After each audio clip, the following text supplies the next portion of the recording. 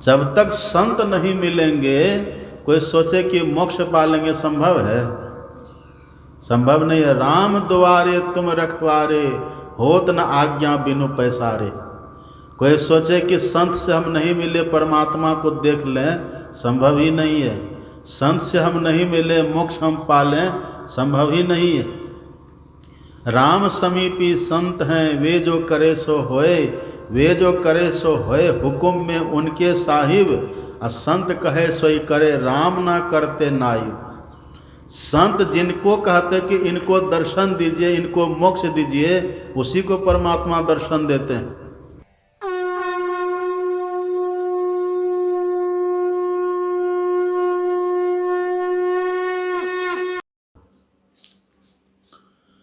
हम लोगों ने पाठ में सुना था, मोक्ष द्वारे द्वारपाला चत्वारः परिकीर्तिताः, समो विचारः संतोषः चतुर्थः साधु संगमः। मोक्ष के द्वार पर 4 द्वारपाल हैं, सम, विचार, संतोष और साधु संग। जो मोक्ष चाहते हों उनको इन चारों द्वारपालों से तालमेल करना ही होगा। कोई मोक्ष चाहे, किन्हीं को मुक्ति की इच्छा हो, दुखों से छूटने की इच्छा हो, जन्म मृत्यु के चक्र से छूटने की इच्छा हो, और इन चारों से सामंजस्य स्थापित न करे, इन चारों से तालमेल न करे, उनको कभी मोक्ष नहीं मिलेगा। उनको कभी जन्म मृत्यु के चक्र से छुट्टी नहीं मिलेगी। इन चारों से जो मिलकर के रहेंगे, अथवा इन चारों को जो अपने जीवन में धारण करेंगे, इन चारों को जो अपने आचरण में उतारेंगे, उन्हीं को मोक्ष मिलता है। मोक्ष मिलने का मतलब सभी दुखों से छुट्टी, अशांतियों से छुट्टी, और सबसे बड़ी बात जन्म मृत्यु के चक्र से छुट्टी मिलती है। इसलिए उपनिषद के ऋषि कहते हैं कि इन चारों से मिलकर के रहिए यदि आप मोक्ष चाहते हैं। बहुत ध्यान से सुनिएगा, बड़ा सुंदर भाव है। उपनिषद के ऋषि कहते हैं यदि आप मोक्ष चाहते हैं तब, यदि शब्द लगा हुआ है, यह यदि शब्द कंडीशनल है, शर्त वाला है। यदि कोई मोक्ष चाहे तब इन चारों से मिलना होगा।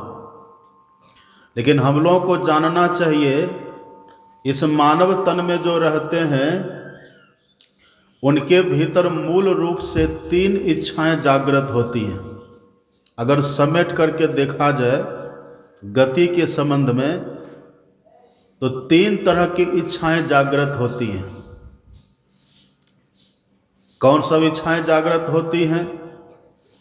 कुछ ऐसी इच्छाएं, एक ऐसी इच्छाएं जागृत होती है हमारे भीतर जो हमको नरक के तरफ भेजती है, जिससे हम नरक की तरफ गति करते हैं, हम नरक की तरफ जाते हैं। और कुछ ऐसी इच्छाएं भी हमारे भीतर होती हैं जो इच्छाएं होने से हम स्वर्ग की तरफ जाते हैं। और कुछ ऐसी इच्छाएं हमारे भीतर होती है जिससे हम मोक्ष की तरफ जाते हैं। जिनके भीतर मोक्ष की इच्छा होती है उसको कहते हैं मुमुक्षु। आपने पढ़ा होगा ना योग शिखोपनिषद में। बहुत ध्यान से सुनिए, एकाग्र होकर के सुनिए। इतनी कड़ाके की ठंड पड़ रही है और सब अपने अपने काम, घर के काम धंधों को छोड़ करके, घर के काम को छोड़ करके, रोजगार व्यापार को छोड़ करके ये ठंडी में यहाँ आकर के बैठे हैं, तो कुछ लाभ ले लेना चाहिए। यहाँ जो हम लोग आपको सुनाएंगे ना, मनगढ़ंत कोई भी बात नहीं सुनाएंगे, कोई भी मनगढ़ंत बात नहीं होगी, कोई भी अव्यर्थ बात नहीं होगी, कोई भी बेकार की बातें नहीं होंगी। जो भी बातें होंगी कल्याणकारी बातें होंगी और संतों का ज्ञान होगा। और संतों का ज्ञान आप जानते हैं न कैसा होता है।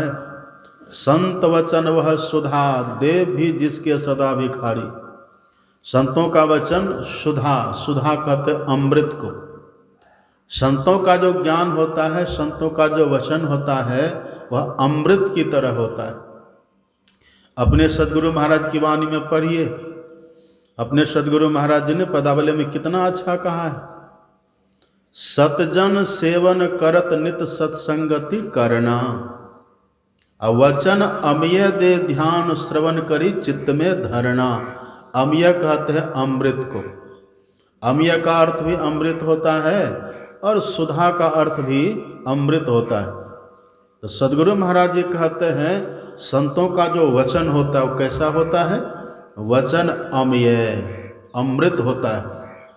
लाभ किसको मिलेगा, इससे लाभ किसको होगा। अब कबीर साहब की वाणी पढ़ते हैं ना हम लोग। कबीर साहब कहते हैं मूर्ख जन कोई सार न जाने, सत्संग में अमृत वर्षे। इससे लाभ किसको होता है। सत्संग में अमृत की वर्षा होती है, संतवाणियों की वर्षा होती है, उपनिषद वाणियों की, भगवंत वाणियों की वर्षा होती है जो अमृत की तरह होती है। लेकिन इससे लाभ किसको होगा।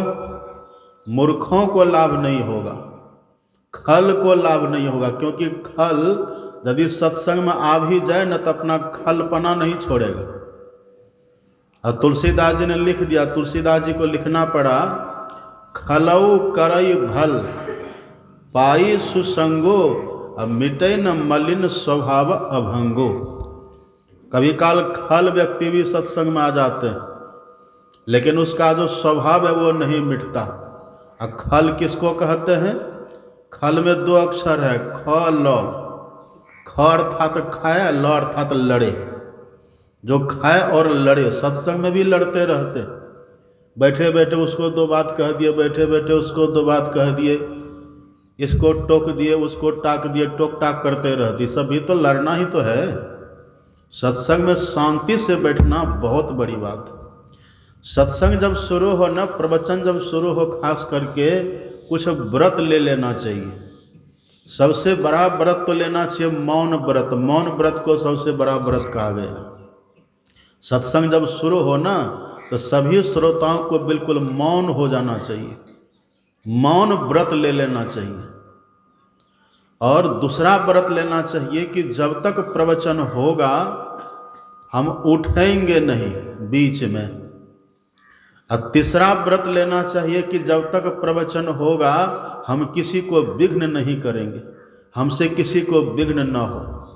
अब विघ्न कैसे होता है। विघ्न होता है छोटे छोटे बच्चों के द्वारा, मोबाइल के द्वारा। सत्संग में बैठे हैं, जेब में मोबाइल है, रिंगटोन में लगा करके आप रखें, जैसे घंटी बजेगी सबका ध्यान इधर से टूट करके आपके मोबाइल पर जाएगा। इससे आपको दोष लग जाएगा। हम सब जैसे ही मंच पर आते हैं ना तो सबसे पहला काम करते मोबाइल को साइलेंट करते हैं। फोन बहुत आता है, साइलेंट कर देते हैं, बाद में देखते किसका किसका फ़ोन आया, फिर जो आवश्यक होता है उससे बात कर लेते हैं। ऐसे श्रोताओं को भी चाहिए जैसे सत्संग प्रसाल में प्रवेश करे, जैसे सत्संग क्षेत्र में प्रवेश करे, वैसे मोबाइल को या तो स्विच ऑफ कर ले या तो साइलेंट कर दे। यदि बीच में रिंग हुआ और ध्यान भटकाए तो मोबाइल आपको पाप लगा देगा, दोष लगा देगा। तो जिनके छोटे छोटे बच्चे हो जो शांति से बैठे, उनको लेकर के बैठिए सत्संग में। और जो बच्चे शांति से नहीं बैठ सके सत्संग में, उसको या तो लेकर के आइए ही मत, या उसको सत्संग स्थल से बाहर करिए। तब यही है, कबीर साहब यही कहते हैं, मूर्ख जन कोई सार न जाने। सत्संग में विवेकी लोग होना चाहिए। मूर्खता करेंगे, मूर्खपना करेंगे। देखिए संत महात्मा कटु बोलते हैं थोड़ा सा, पर क्यों बोलते हैं, हमारा सुधार हो। जिसका सुधार होगा उसी का ना उद्धार होगा। हमारा सुधार हो, इसलिए कटु बोलते हैं। नहीं तो कबीर साहब तो बहुत मीठा बोलते हैं। कबीर साहब तो खुद ही कहते हैं, बानी ऐसी बोलिए मन का आपा खोए, औरन को शीतल करे आपहु शीतल होए। ऐसा वचन बोलिए जो सुनने वाले को शीतलता प्रदान करे, ऐसा वचन बोलना चाहिए। लेकिन जब कबीर साहब कभी देखते हैं लोगों की स्थिति को, तो स्थिति देख करके कहते हैं इस सत्संग में लाभ बहुत है, तुरंत मिलावे गुरु से। और मूर्ख जन कोई सार न जाने, सत्संग में अमृत वर्षे, अमृत की वर्षा होती है। संतवाणी अमृत है। संतवाणी बार बार कहे आते हैं जी, बैठिए न उधर। अमृत की वर्षा होती है, तो बड़ी शांति से सुनना चाहिए। हम आपको सुना रहे थे मुमुक्षु किसको कहते हैं? मुमुक्षु कहते हैं जिनके भीतर मोक्ष की इच्छा हो। आप पढ़िएगा उपनिषद को, एक उपनिषद का नाम है अपने यहाँ योग शिखोपनिषद। योग शिखोपनिषद में भगवान शिव का वचन है। ब्रह्मा जी को जो भगवान शिव ने उपदेश दिया है ना, वह लिखा हुआ उद्धृत है। भगवान शिव कहते हैं योगहीनम कथम ज्ञानम मोक्षदम भवति है भोहो, योगोपि ज्ञानहीनस्तु न क्षमो मोक्ष कर्मणि, तस्माद ज्ञानम च योगम च मुमुक्षुर दृढ़म अभ्यसेत। इसी में मुमुक्षु, मुमुक्षु कहते हैं यदि कोई मुमुक्षु है, अर्थात यदि किसी के भीतर मोक्ष पाने की इच्छा है, तब तो यहाँ ऋषि कहते हैं यदि किसी को मोक्ष पाने की इच्छा है। अब मोक्ष आप समझ रहे हैं ना, मोक्ष का सीधा अर्थ होता है दुखों से छूट जाना। सब कोई दुख से छूटना चाहते हैं। देखते हैं ना देह में कितने तरह का दुख होता है, कोई सुखी है पूरा का पूरा। शरीर को तो व्याधियों का घर कहा गया है, शरीरम व्याधि मंदिरम। इस देह में कितने तरह का दुख होता है आप कल्पना भी नहीं कर पाइएगा। कभी पेट दर्द, कभी सिर दर्द, कभी घुटना दर्द, कभी गिर गए तो एक्सीडेंट हो गया तो फ्रैक्चर, कभी टीबी, कभी कैंसर, कभी अल्सर, कभी गठिया। ये कितने तरह का रोग होता है। सबके मन में होता है कि इन दुखों से हम छूटें। फिर कभी काल देह में पित्त बढ़ जाता है, उससे जलन पैदा हो जाती है। कफ बढ़ जाता है, अस्थमा पकड़ लेता है, उससे हम परेशान हो जाते हैं। वात बढ़ जाता है, गठिया पकड़ लेता है, उससे हम परेशान हो जाते हैं। सब दुखी रहते हैं। कभी देह का कष्ट होता है, कभी मन में पीड़ा हो जाती है। अब देखिए ना, कभी काल लोग अपने घर में महल में बैठे हैं, पलंग में बैठे रहते हैं, पलंग पर बैठे रहते हैं, अच्छा भोजन भी करते हैं, अच्छी व्यवस्था में रहते हैं, लेकिन देखिएगा बैठे बैठे खिन्न हो जाता है, बैठे बैठे उदास होता है, बैठे बैठे अनमनस्क रहता है। क्यों ऐसा होता है? क्योंकि भीतर से उसका मन पीड़ित है, भीतर से मन दुखी है। तन तो ठीक है, तन में अच्छा कपड़ा पहना है, पेट में अच्छा भोजन दिया है, अच्छा महल में बैठा हुआ, अच्छी कार में घूम रहा है, लेकिन भीतर से जो मन परेशान रहता है ना, इतना सब कुछ होने के बाद भी व्यक्ति दुखी होता है, व्यक्ति परेशान हो जाता है। सब चाहता कि दुख से हम बचें। कोई तन दुखी, कोई मन दुखी, निधि रहत उदास, थोड़े थोड़े सब दुखी, सुखी हरि के दास। ये दुख सबके जीवन में है। सब सुन रहे हैं मेरी बात? सिर को ऊपर करके बैठिए, मेरी तरफ देखिए, सब आंख बंद मत करिए, आंख बंद नहीं करिए, सब मेरी तरफ देख करके तब बैठिए, आंख खोल करके रखिए। ये सब दुखी है संसार में। संत कबीर साहब तो कहते हैं ना, कबीर साहब कहते हैं तंधर सुखिया कोई न देखा, तंधर सुखिया कोई न देखा, जो देखा सो दुखिया हो। यहाँ सब के सब दुखी हैं, कोई सुखी पूरा का पूरा नहीं है। यहाँ सब यहाँ दुखी है। जल्दी बैठिए ना, कैसी कर रहे बूढ़ी बात। यहाँ सब दुखी है। तंधर दुखिया सुखिया कोई न देखा, जो देखा सो दुखिया। सब दुखी है। नानक दुखिया सब संसार, सब दुखी है। यहाँ आपको आश्चर्य होगा, ऐसे ऐसे रोग व्यक्ति को पकड़ लेता है ना डॉक्टर इलाज कर कर के थक जाता, ठीक होता है फिर भी? कहिए कितनी परेशानी होती है। अच्छी कार से, लाखों की कार में सफ़र करते हैं पर अचानक एक्सीडेंट हो जाता है, कहिए कितना कष्ट होता है, कितनी ऐसा कोई चाहते हैं? अभी देखिए ना, लोग घर से चलते हैं तो देवी देवता को प्रणाम करके चलते हैं, देवी देवता को मना करके चलते हैं। हम सब जब कुप्पा घाट से निकलते हैं ना, तो पहले जाते हैं गुरु महाराज जी के निवास में, वहाँ साष्टांग प्रणाम करते कि सरकार अब जा रहे हैं, आप रक्षा करिएगा, कह करके तब निकलते हैं। सब अपने अपने इष्ट को मना करके तब निकलते हैं। और कितने तो मुहूर्त देखते हैं, पतरा उचारते हैं, ज्योतिषी से मिलते हैं कि हमको फलानी जगह जाना है, कि ये मुहूर्त ठीक है कि नहीं। वो ग्रह, कोई तो ग्रह तो नहीं है, लोग पतरा उचरवाते हैं, दिन दिनांक देखते हैं, तिथि पतरा सब देखते हैं। जब सब कुछ अनुकूल होता तब न चलते हैं।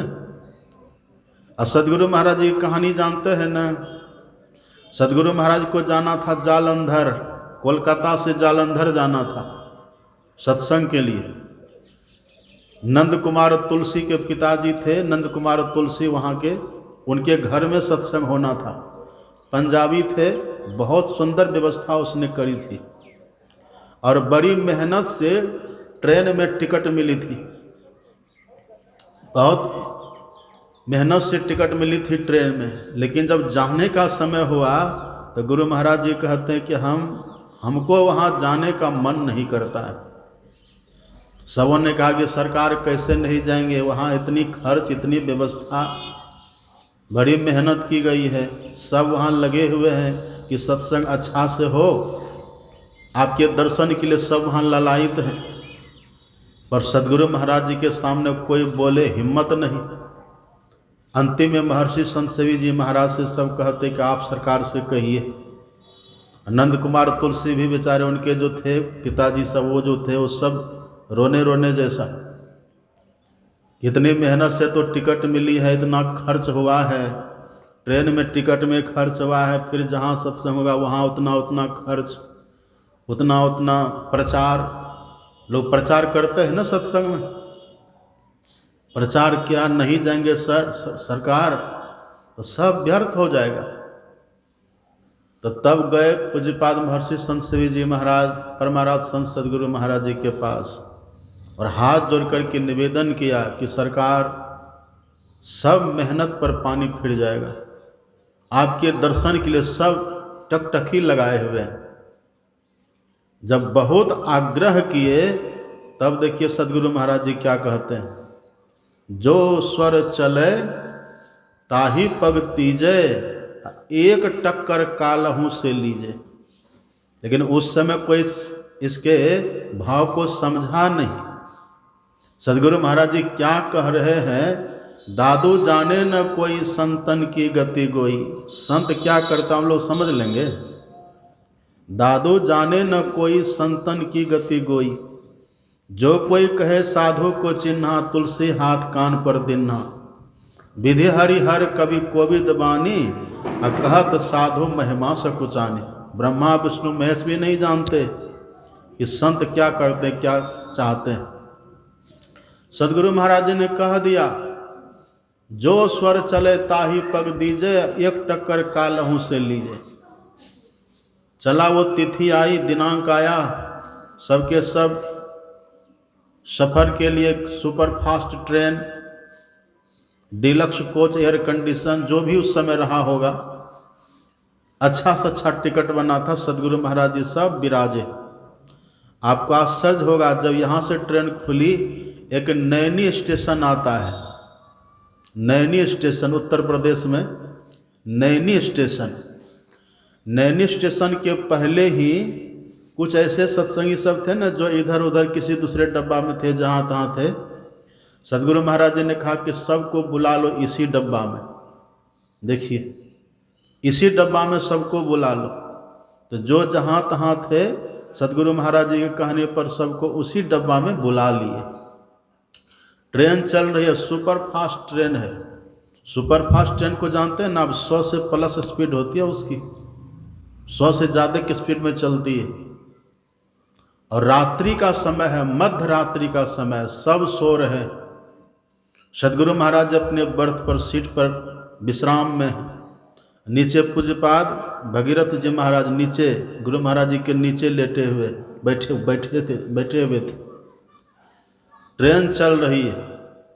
अब संजोग देखिए क्या होता है, जिस पटरी पर सदगुरु महाराज की ट्रेन दौड़ रही है, उसी पटरी पर पहले से मालगाड़ी खड़ी थी। वो तो हर जगह रुकती नहीं है ना, तो उसी पर मालगाड़ी वाली पटरी पर ही इसका लाइन क्लियर कर दिया। होता है ना चेंज करने वाला, उसी में चेंज कर दिया। अब पहले से वहाँ मालगाड़ी खड़ी है, ये सुपर फास्ट। इतने जोर की टक्कर हुई, उनकी आवाज़ से कितने का दिल दहल गया। इंजन पर इंजन चढ़ गया, ऐसे ऐसे हो गया। और जितना डब्बा था, मात्र सदगुरु महाराज जी के डब्बा को छोड़ करके सब डब्बा छत बिछत तहस नहस हो गया। एकमात्र जिसमें सदगुरु महाराज जी विराजते थे, केवल वो डब्बा पटरी से उतर करके नीचे चला गया, पर वो गिरा नहीं।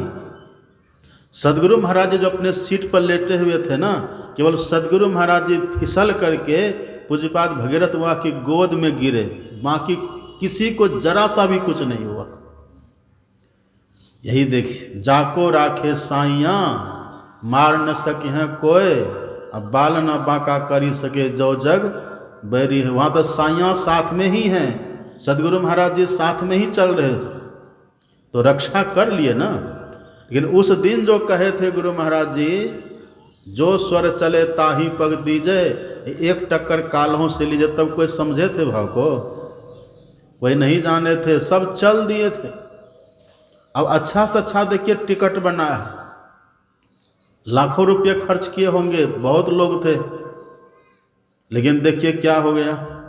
ये वो तो गुरु महाराज की कृपा से न बच गए। हम कितना मनसुआ लेकर के, हम कितनी योजना बना करके, हम कितनी इच्छाओं को सिमट करके तब सफ़र करते हैं, अच्छी से अच्छी व्यवस्था में जाते हैं, लेकिन देखिए कहाँ पर क्या हो जाता है।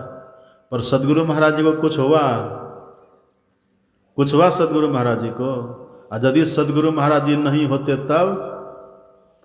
यही है, सदगुरु महाराज जी अकेले जो मोक्ष को पाए हुए महापुरुष थे, इसलिए उनको तो कुछ नहीं ही होगा, उनसे जुड़े हुए जितने थे उन सबकी भी रक्षा हो गई, सबकी रक्षा हो गई। आप पढ़िएगा पदावली में, सदगुरु महाराज जी कहते हैं, अलख अगम अनाम सो सत पद सुरत रली, अब पायो पद निर्वाण। ये निर्वाण मतलब क्या? मोक्ष। निर्वाण कहते मोक्ष को। हमारे भीतर तो मुमुक्षा है, पर पाए नहीं है। और सदगुरु महाराज जी कहते पायो पद निर्वाण। आगे कहते हैं, छूटे वो दुख के देश, गुरु गम पाय कही। पा करके तब कह रहा हूं। और हम लोगों के लिए अभी क्या स्थिति है? हम लोगों के लिए सदगुरु महाराज जी क्या कहते हैं? पढ़िए पदावली में, जनी लिपटोरे प्यारे जग परदेसवा, सुख कछु यहाँ नाही। हे प्यारे, इस संसार में लिपट करके मत रहो, यहाँ सुख बिल्कुल भी नहीं है। जनी लिपटोरे प्यारे जग परदेसवा, सुख कछु यहाँ नाही। यह परदेसवा काल को भेसवा, जोर आवय दुख पाही। तब सुधी करो प्यारे हो आपन देश के, जहवा कलेश कछु नहीं। हे प्यारे, अपने देश की याद करो, अपने देश की सुध करो, अपने घर की सुध करो। वहाँ कोई दुख नहीं, कोई क्लेश नहीं। उसी घर में जाना, उसी को कहते हैं मोक्ष। उसी घर में कोई जाए, वही है मोक्ष। लेकिन उस घर में जाएंगे कैसे? कौन जाएंगे उस घर में? जो चार द्वारपाल से मिलेंगे वो जाएंगे। बिना द्वारपाल से मिले कोई जा सकेंगे? पुराणों में वर्णन है, विष्णु भगवान के भी द्वारपाल होते हैं। शंकर भगवान के भी द्वारपाल होते हैं। शंकर भगवान के द्वारपाल का नाम है नंदीश्वर। विष्णु भगवान के भी द्वारपाल हैं, उनके द्वारपाल का नाम है जय और विजय। सबके द्वारपाल होते हैं। भगवती के भी द्वारपाल, सबके द्वारपाल होते हैं। ऐसे ही मोक्ष के द्वार में, परमात्मा के द्वार में भी द्वारपाल है, 4 द्वारपाल है। इन चारों द्वारपालों से कोई मिले बिना सोचे कि मोक्ष हम पा लें और हमको परमात्मा का दर्शन हो जाए, ये संभव है? ये नहीं हो सकता। हमारे सदगुरु महाराज जी निर्वाण कैसे पा लिए? हमारे सदगुरु महाराज को परम मोक्ष कैसे मिला? हमारे सदगुरु महाराज जी दुखों में रह करके भी सुखी कैसे रहते थे और अपने भक्तों को भी कैसे बचाते थे? कारण क्या था? क्योंकि उन्होंने द्वारपाल से मिल करके परम मोक्ष को पा लिए थे। आप पढ़ेंगे सदगुरु महाराज की जीवनी में, एक बार परमाराज संत सदगुरु महाराज जी अपने सिंहासन पर विराजमान थे और उनके पास में शांति संदेश के, क्या हो गया?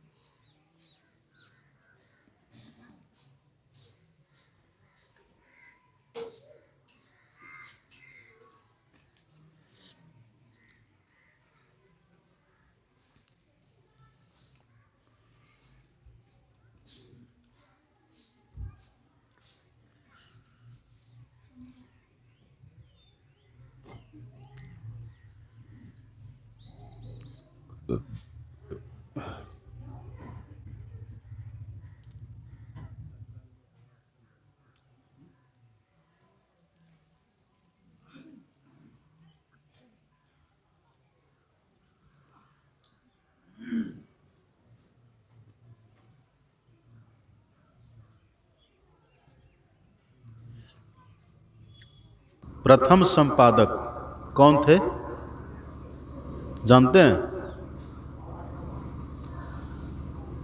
शांति संदेश के प्रथम संपादक कौन थे? नहीं जानते हैं? याद रखिए, सदगुरु महाराज जी की जो पत्रिका है ना शांति संदेश, इनका पहला संपादक, उनका नाम था प्रोफेसर विश्वानंद, जो कोसी कॉलेज खगड़िया के VC थे। वो तो सदगुरु महाराज अपने सिंहासन पर बैठे हुए हैं और नीचे में वो बैठे हुए थे। अचानक से सदगुरु महाराज के भीतर से कृतज्ञता ज्ञापन का शब्द निकलता है। सदगुरु महाराज जी कहते हैं, अचानक बोल पड़े, अचानक से मुख से निकला। सदगुरु महाराज जी कहते हैं कि हम बड़ भागी हैं, मैं बड़ भागी हूँ, मैं सौभाग्यशाली हूँ कि मुझे परम संत बाबा देवी साहब का दर्शन हुआ, उनका संग मिला, उनकी युक्ति मिली। बाबा साहब संत है ना, मिल गए ना संत। यहाँ ऋषि क्या कहते हैं? चतुर्थ साधु संगमः, उधर से चतुर्थ है, इधर से हम लोगों के लिए पहला है, पहला साधु का संग। सदगुरु महाराज जी कहते हैं हमें संत मिले। ऐसे नहीं कहते, पहले ऐसे नहीं कह दिए कि पाए वो पद निर्वाण, ऐसे गुरु महाराज जी नहीं कह दिए कि छूटे वो दुख के देश। सदगुरु महाराज जी कहते हम बड़भागी हैं, हम सौभाग्यशाली हैं कि हमको परम संत बाबा देवी साहब का दर्शन हुआ, उनका संग मिला, उनकी युक्ति मिली और उन जैसा सदगुरु हमको मिला। तो वो जो बैठे थे ना प्रोफेसर विश्वानंद, बड़े विद्वान थे। विद्वान तो बाल के भी खाल निकालते हैं, जानते हैं ना, विद्वान तिल का भी तार बना देते हैं। तो सदगुरु महाराज जी जैसे बोले, जैसे इन्होंने कहने की कृपा करी कि हम बड़भागी हैं, हमको परम संत बाबा देवी साहब मिले, सदगुरु मिले। तो प्रोफेसर साहब ने कहा कि सरकार आपसे ज़्यादा बड़भागी हम हैं। ये तो अहंकार का न है, आपसे ज़्यादा बड़भागी हम हैं। सदगुरु महाराज जी उनको देखने लगे कि क्या बोल रहे हैं। तब वो व्याख्या करके कहते कि सरकार आपको तो बहुत भटकना पड़ा, और आपने खुद ही कहा है कि सदगुरु की खोज में, परम संत बाबा देवी साहब की खोज में, सदगुरु की खोज में मेरी बड़ी फजहती हुई, एक लंगोटी मात्र बच गई, बाकी सब कुछ हमने खो दिया। तो प्रोफेसर साहब ने कहा कि सरकार आपको तो सदगुरु की खोज में बहुत भटकना पड़ा, आपको बड़ा कष्ट भी झेलना पड़ा, लेकिन हमको तो न कहीं भटकना पड़ा न कोई कष्ट झेलना पड़ा, बड़ी आसानी से आप हमको मिल गए, तो आपसे ज़्यादा बड़भागी न हम हुए। गुरु महाराज जी प्रसन्न हो गए। जब तक संत नहीं मिलेंगे कोई सोचे कि मोक्ष पालेंगे, संभव है? संभव नहीं है। राम द्वारे तुम रखवारे, होत न आज्ञा बिनु पैसारे। कोई सोचे कि संत से हम नहीं मिले परमात्मा को देख लें, संभव ही नहीं है। संत से हम नहीं मिले मोक्ष हम पालें, संभव ही नहीं है।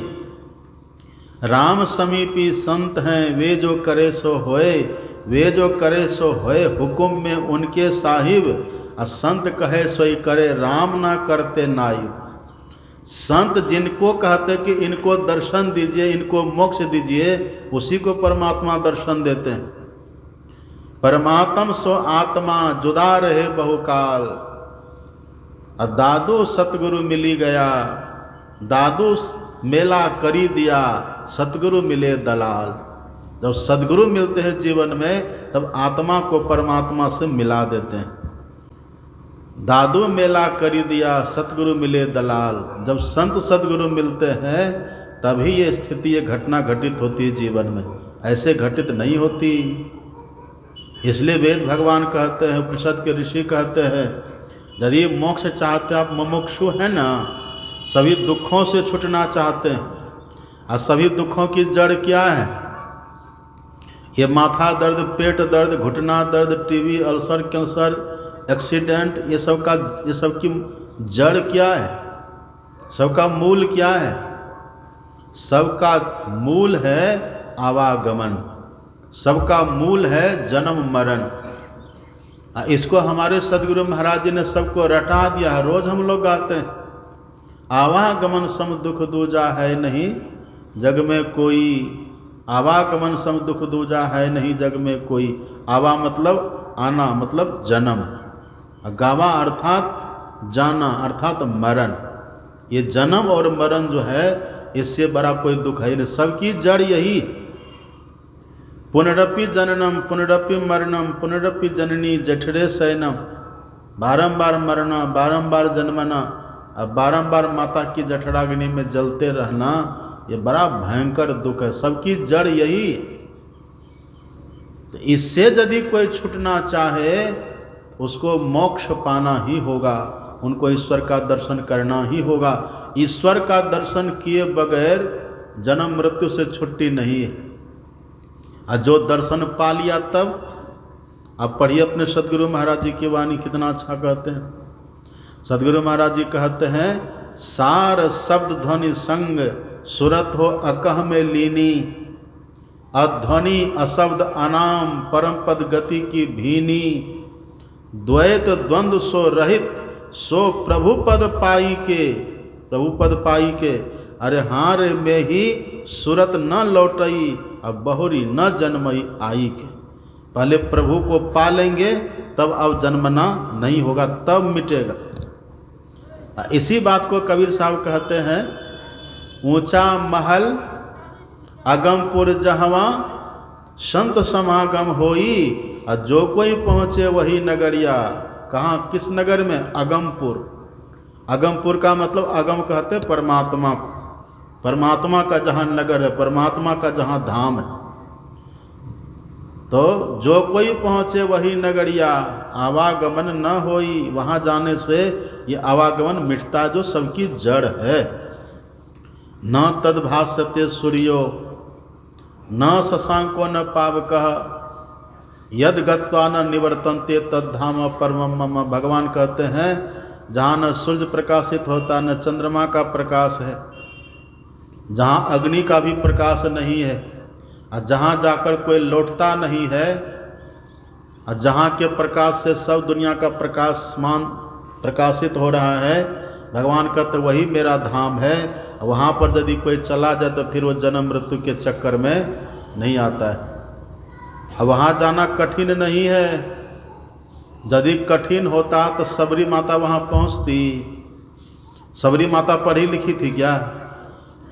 देखिए, एक ही शर्त है कि संत हमें मिले बस, बाकी न तो पढ़ना संत है, न तो खेती करना, न तो पढ़ना शर्त है, न तो खेती करने का शर्त है, न तो मेहनत करने का शर्त है, न तो उल्टा लटकने का शर्त है, न तो पानी में डूबने का शर्त है, न तो भूखा रहने का शर्त है, न तो तीर्थों में जाने का शर्त है, न तो मुंडन करने का शर्त है, न तो गिरवा पहनने का शर्त है, न तो उजला पहनने का शर्त है, न तो ब्रह्मचारी सन्यासी बनने का शर्त है। जहाँ आप हैं बस शर्त एक ही है कि संत हमको मिल जाए। सबरी माता के जीवन में कुछ था क्या? कुछ था माता सबरी के जीवन में? माता सबरी के जीवन में न तो उनके पास विद्या थी, न तो उनके पास धन था, न तो पद था, न तो प्रतिष्ठा थी, और न तो माता सबरी के शरीर में रूप रंग था, स्वरूपता थी, न तो सुंदर थी। कुछ नहीं था।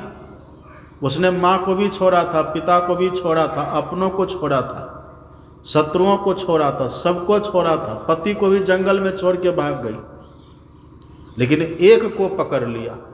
माता सबरी ने सबको छोड़ा, बस महर्षि मतंग को पकड़ लिया। मतंग, महर्षि मतंग संत सदगुरु को पकड़ लिया, बाकी सबको छोड़ा। इसी का परिणाम है।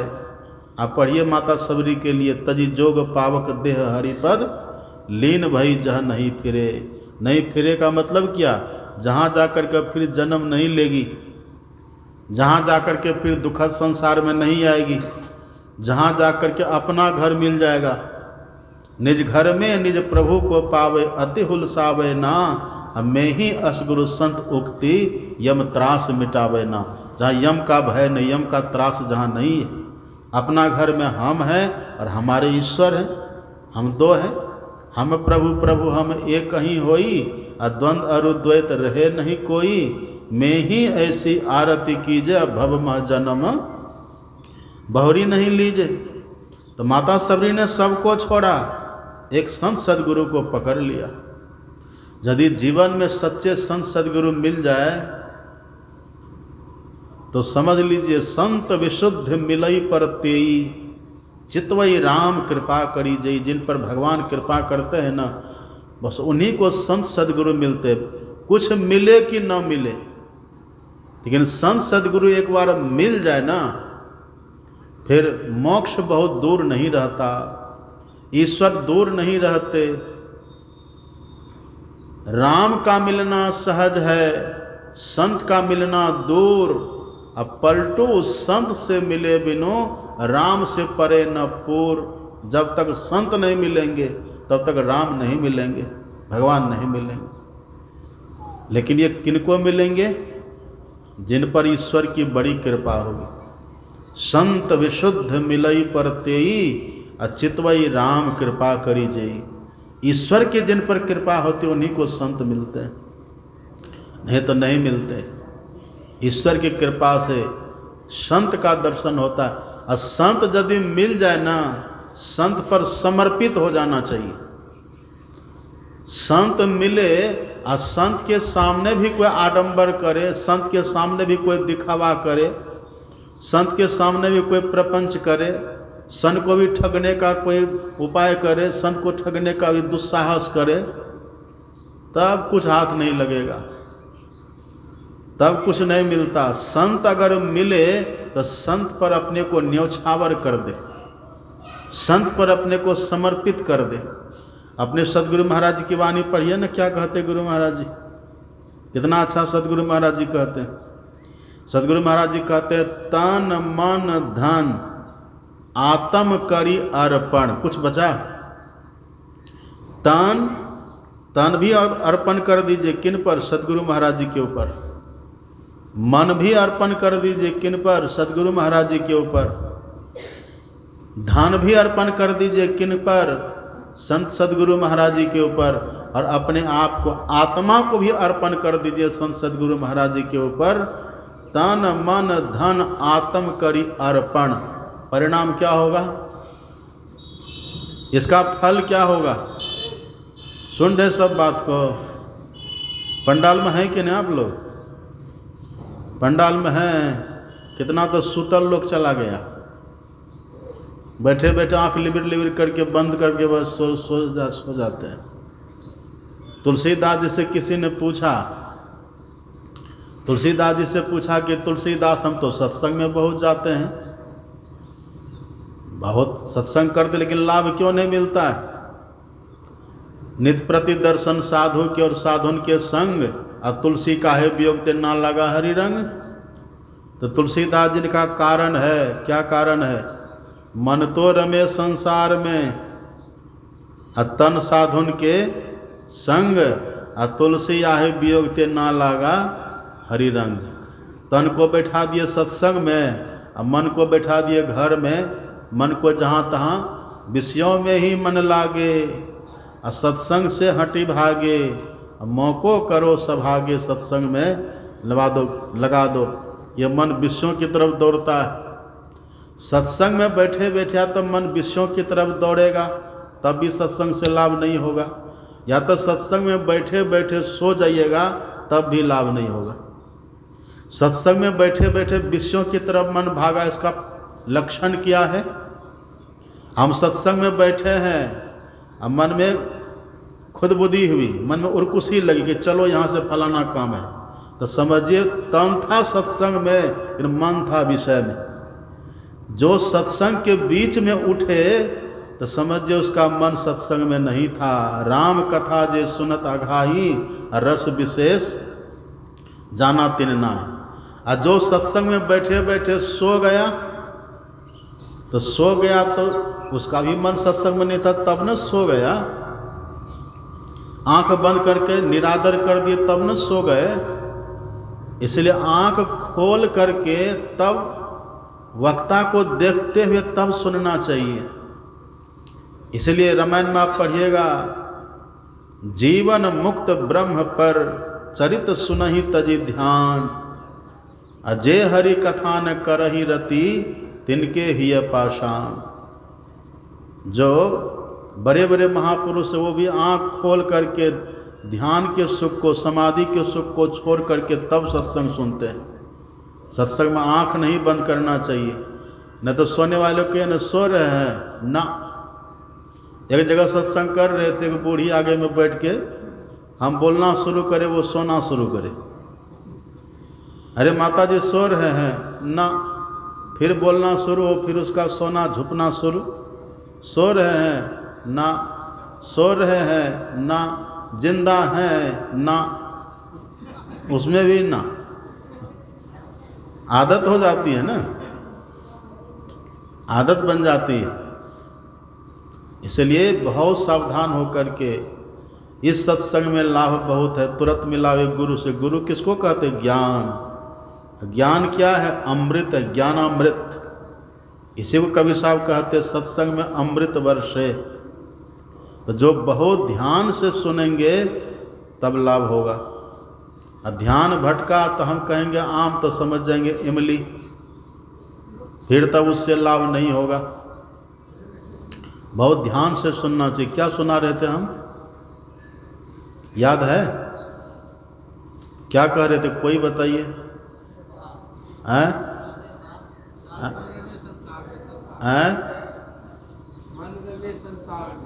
अरे ये तो हम विषय से हट के सुना रहे थे। उधर हम क्या सुना रहे थे? देखे ना। हैं? द्वारपाल, वो तो मूल विषय है, पर व्याख्या कहाँ चल रही थी? यही है, वक्ता गए कह, श्रोता गए बह। एक जगह सत्संग हो रहा था, तो दो बूढ़ी माता जी सत्संग बीच से निकली, तो रास्ते में कुछ युवक मिले। युवकों ने पूछा कि माता जी कहाँ गई थी? कहा सत्संग में गए थे बेटा। तो युवकों ने कहा कि माता जी दो चार बात हमको भी सुना दीजिए ना, आप गई थी सत्संग में। तो माता जी ने कहा सुने थोड़े जो सुनाएंगे, तो गए थे काहे, घर से भी गए उधर से भी गए, अपने भी लाभ नहीं और दूसरों को भी लाभ नहीं मिलता है। तो सबसे जो मूल बात है, बस संत हमें मिले जीवन में, और कुछ भी मिले कि न मिले। सबरी के जीवन में कुछ था, सबरी ने सबको छोड़ा था, लेकिन संत सदगुरु को पकड़ लिए थे। इसलिए माता सबरी के लिए कहा तजी जोग पावक देह हरिपद लीन भई जह नहीं पीड़े। वहाँ इसीलिए अपने सदगुरु महाराज जी कहते हैं, अपने सदगुरु महाराज की वाणी में है, सत्संग मेरी श्वास है। संत का संग, श्वास के बिना कोई रह पाएंगे? भोजन के बिना हम रह लेंगे, जल के बिना भी लोग निर्जला एकादशी कर लेते हैं। फिर कोई कहे कि आधा घंटा तक बिना श्वास लिए रहिए, आधा घंटा तक बहुत हो गया, 2 मिनट भी दम घुटेगा कि नहीं? ऐसे ही संतों के संग के बिना नहीं रहना चाहिए। सब कुछ भी जीवन में नहीं हो और केवल संत का संग हो। लेकिन कैसे?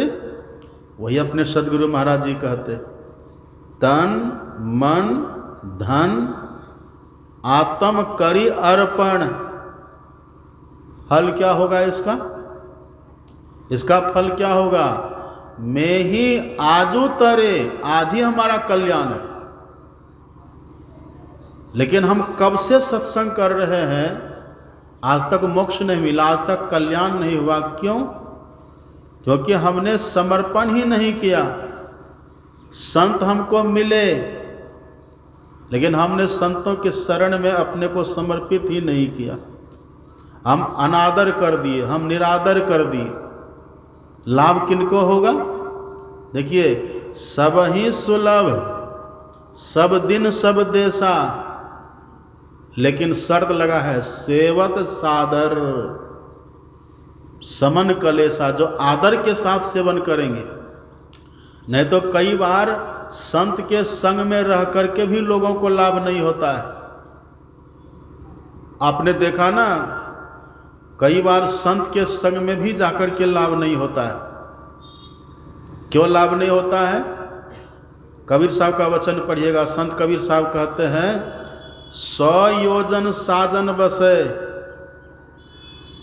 100 योजन साजन बसे, जानहु हृदय मझार, कपट सने ही आंगना 7 समुद्र पार। यदि कोई कपटी व्यक्ति है, कपट लेकर के संत के संग में रहेंगे, उसे कहते खल। खलओ करई भल पाई सुसंगी, मिटे न मलिन स्वभाव अभंगी। यदि कोई खल बन करके रहे, कपटी बन करके रहे संत के संग में, तो है संग में, लेकिन जान समुद्र पार। मान लीजिए समुद्र के पार है वो, अब कोई सज्जन पुरुष है, दूर ही है, लेकिन संतों में चित्त को लगा दिया, संत में, अपने सदगुरु में मन को लगा दिया है। आप पढ़िए ना सदगुरु महाराज जी की जीवनी। संत सदगुरु महाराज जी बाबा साहब के साथ में रहते नहीं थे। कभी कभार साल में 1-2 बार जाते थे, दर्शन कर आते थे मुरादाबाद से। लेकिन बाबा साहब पत्र लिखते रहते थे।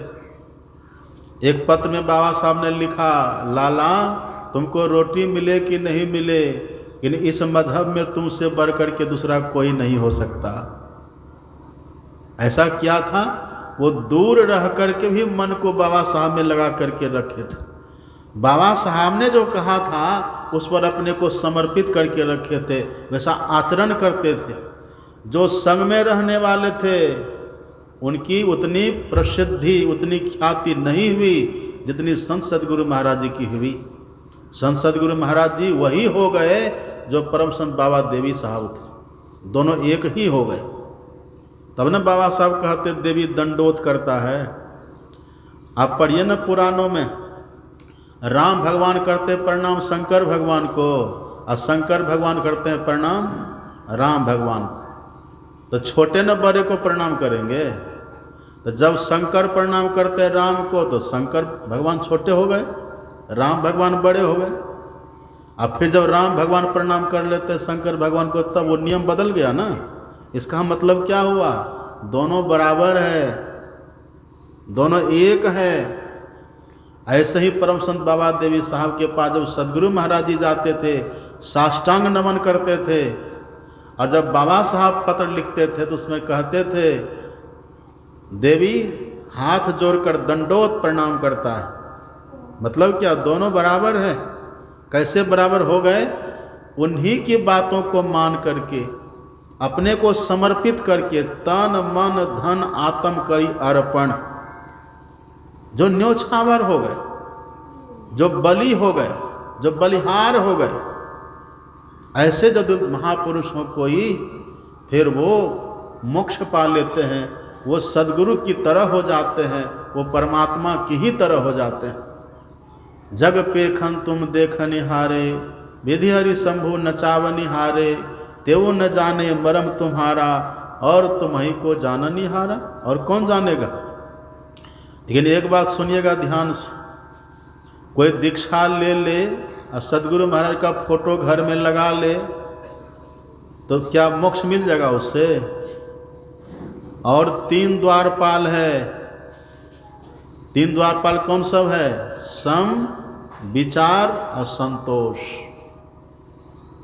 संत सदगुरु महाराज जी के सानिध्य में यदि आएंगे कोई, लाभ होगा। पर कब? जब संतोष लेकर के मन में आएगा, जब संतोषी बन करके आएगा तब। इसलिए तुलसी साहब की वाणी में आप पढ़िएगा, संत तुलसी साहब कहते हैं मुर्शिदे कामिल से मिल। मुर्शिद कहते हैं गुरु को, कामिल कहते पक्का, पूरे, जो पहुँचे हुए सदगुरु हैं। वे कहते हैं मुर्शिदे कामिल से मिल, मुर्शिदे कामिल से मिल, मुर्शिदे कामिल से मिल। जल्दी भागो ना जी। मुर्शिदे कामिल से मिल, सिद्क और सबूरी से तकी। सिद्ध का अर्थ क्या होता है? सिद्ध का अर्थ होता है सच्चाई, और सबूरी का अर्थ होता है संतोष। सदगुरु से मिलिए, लाभ कब होगा? ये जो है ना दूसरा द्वारपाल, संतोष। संतोष लेकर के, संतुष्ट हो करके, कोई दुनिया के पदार्थों की चाहना न हो, दुनिया के पदार्थों की वासना न हो, चाहे वो व्यक्ति ही क्यों न हो, चाहे कोई वस्तु ही क्यों न हो, या फिर कोई स्थान विशेष ही क्यों न हो, जो भी संज्ञावान चीज़ है दुनिया में, उनकी चाहना भीतर में न रहे। ऐसा संतुष्ट होकर के, तृप्त होकर के जो संत सदगुरु महाराज जी का चरण शरण ग्रहण करते हैं, उनको मोक्ष मिलता है। इसलिए कहते हैं मुर्शिदे कामिल से मिल, सिद्क और सबूरी से तकी, जो तुझे देगा फहम सहरक को पाने के लिए। सहरक को जब पाएंगे ना, तब मिलेगा मोक्ष। इन सहरक को पाना कोई चाहते हैं? हम जैसे मंच पर आए, एक बच्चा आया और 10 टका चढ़ा के प्रणाम करके कहता बाबा कृपा करिएगा हम जा रहे हैं। प्रणाम कर लिया, 10 टका चढ़ा के कहता बाबा कृपा करिएगा हम जा रहे हैं।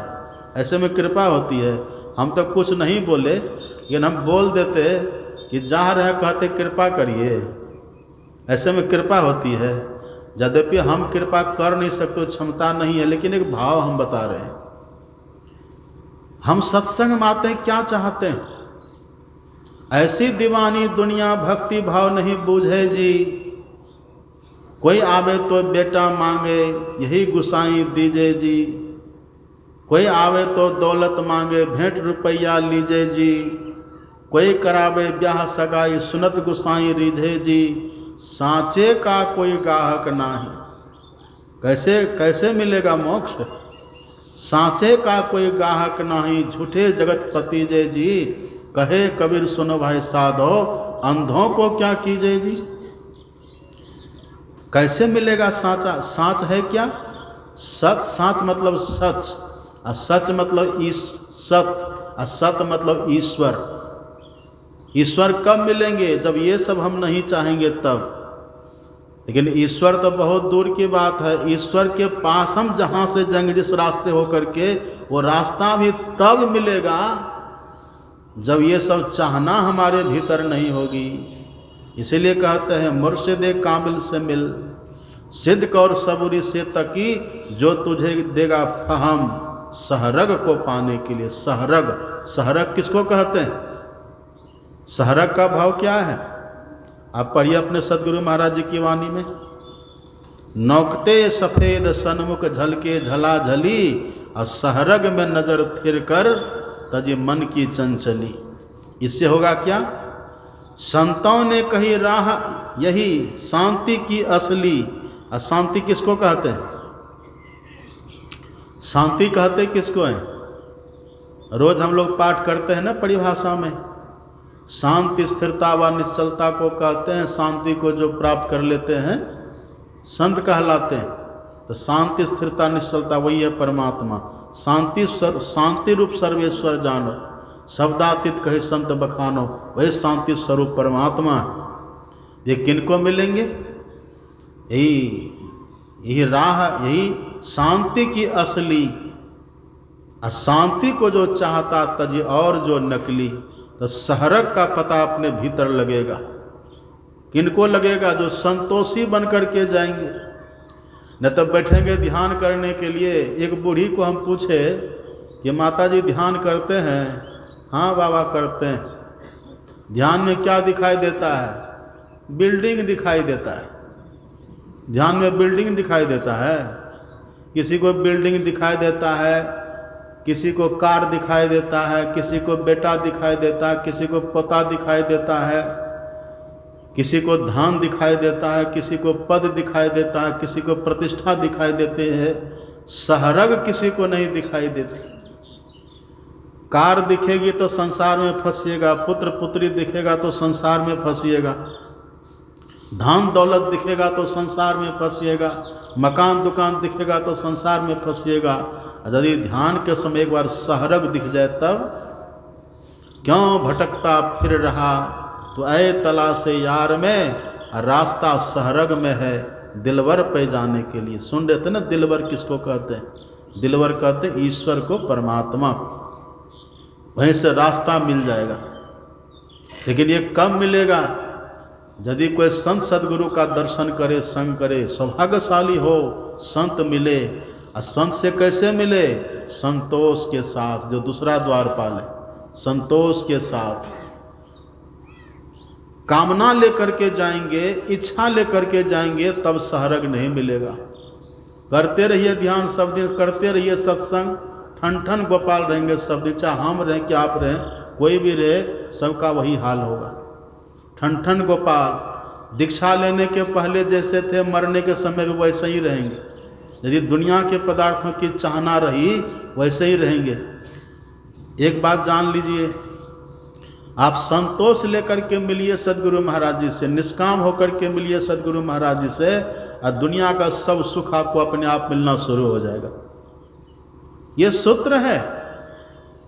जो सुख सुरपुर नरक गेहवन आवत बिनहि बुलाए, बिना बुलाए आता है। तेही सुख कह बहु जतन करत मन, समझत नहीं समझाए। हम उधर ही दौड़ते हैं, हम उधर ही भागते रहते हैं। ये दुनिया का पदार्थ अगर मिल भी जाएगा तो रहने वाला है नहीं। इसलिए जो संतोषी बन कर के आते हैं गुरु के शरण में, संत सदगुरु महाराज जी के सानिध्य में, तो फिर उनको सहरग मिलता है। और सहरग मिलेगा। और सहरग का विचार किसको कहते हैं? विचार कहते हैं किसको? विचार की परिभाषा में अपने सदगुरु महाराज जी ने लिखी है सत्संग युग में, आप पढ़िएगा। शास्त्र सज्जन संपर्क का वैराग्याभ्यास पूर्वकम, जो शास्त्र सज्जन का संग करे, कैसे? वैराग्य पूर्वक। और संत सदगुरु जो कहे उसका अभ्यास करते हैं। ऐसा करके यदि कोई करे, शास्त्र सज्जन संपर्क वैराग्याभ्यास पूर्वकम, और क्या है? प्रोच्यते सा विचारणा, तब विचार होता है। को मैं आया कहाँ से, कित जाना कित सार, को मम जननी को मम पिता, या को कहिए विचार। अभी लोग कहते, हम लोग भी कहीं कहीं जाते हैं ना, तो लोग पूछते हैं कि बाबा कौन जात है आप, तो हम कहते हमसे जाति पूछिएगा जी, तो क्या होगा कह न दीजिए, तो आपको दिखता नहीं कि हम साधु हैं। हाँ साधु तो है बाबा, लेकिन कोई जात तो होंगे ना, जाति कहिए ना। हम कहते देखिए जाति न पूछिए साधु का, पूछ लीजिए ज्ञान, अब मोल करिए तलवार की परा रहन दीजिए म्यान। आपको ज्ञान से मतलब रखना चाहिए। हाँ बाबा वो तो ठीक ही है, ज्ञान से मतलब रखेंगे, पर थोड़ा सा जानने का मन कहिए न किस जाति का आप हैं। तो हम कह देते मनुष्य जाति के हैं, कहा वो तो सब है, किस कुल में खानदान में जन्म हुआ सो कहिए ना। ऐसा घेरता है लोग, ऐसा छान मारता है। और यदि कह देते हैं जाति, उसी की जाति का यदि हम पकड़ा गए, इतना मानता है कि बाबा क्या खाइएगा, क्या लाएं आपके लिए। और यदि उसके जात का नहीं पकड़ाए, ऐसा मुंह सुथनाता, ऐसा भागता कि फिर दोबारा आता भी नहीं। कुछ लोग ऐसे भी होते हैं। यही जात है आपकी, यही जात है। कौन तुम्हारी जात है, कौन तुम्हारा नाम, कौन तुम्हारा इष्ट है, कौन तुम्हारा ग्राम। जाति हमारी आत्मा है, आत्मा अलग अलग है, एक ही है, लोग एक जाति के लोग हैं। जाति हमारी आत्मा है, जीव हमारा नाम, अलख हमारा इष्ट है, गगन हमारा ग्राम। ये विचारना है। को मैं आया कहाँ से, कित जाना कित सार, को मम जननी को मम पिता, या को कहिए विचार। ये विचार है ना। संत सद्गुरु का संग करिए और सहरक का भेद जानिए। संतोष लेकर के रहेंगे तब सहरक का भेद लगेगा, पता लगेगा। और सहरग को ही कहते हैं सुषमना। सुषमना अर्थात मध्य नारी। अब पढ़िएगा, भगवान शंकर का वचन है, मध्य नारी विचारस्य कलांग नारहंति षोडशीम, गंगायाम सागरे स्नत्वा नत्वा च मणिकर्णिकाम, मध्य नारी विचारस्य कलांग नारहंति षोडशीम। ये विचार के द्वारपाल है, विचार द्वारपाल है। सहरक कहते कि उसका विचार करिए। अब विचार का भी फल कितना है। गंगायाम सागर स्नत्वा, कोई गंगा सागर में जाकर के स्नान करे। और नत्वा च मणिकर्णिकाम, वहाँ त्रिवेणी संगम के पास है मणिकर्णिका घाट, वहाँ स्नान करे और वहाँ जाकर के प्रणाम करे। इससे जो पुण्य होगा ना, यह पुण्य भी मध्य नारी के विचार के 16वें भाग के बराबर भी नहीं है। कितना बड़ा फल है ये विचार जीवन में होना चाहिए। ये विचार जिनके जीवन में रहेगा उसी को मोक्ष मिलेगा।